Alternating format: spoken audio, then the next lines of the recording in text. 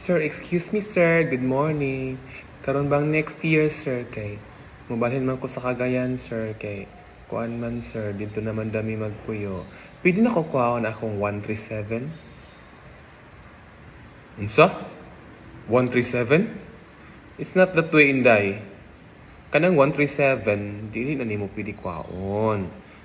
Ang pwede nimo madala temporarily kay gusto mo ka mo transfer for the next year, adto ka magkuha ka og certificate of good moral dito sa registrar.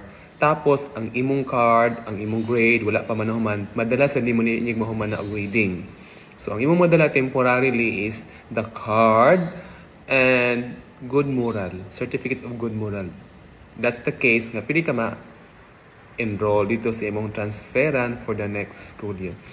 Pero ang Form 137, dili siya pwede kay school to school na.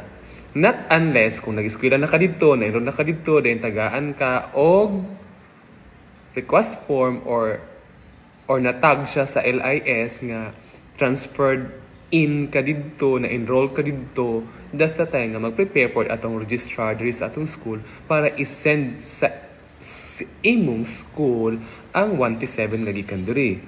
Or kung naka-request form nga imong gidala-dala gikan dito sa imong school padung diri sa tua, pwede pud gihapon. That's the time nga kayunta nga pwede nimo siya i-hand carry. Nakasabot. Ang mao di ay sir, abi man guna kog pwede. Dili, di jud. Dili ha. So naliwanagan na ka. Ha. Okay, maayo.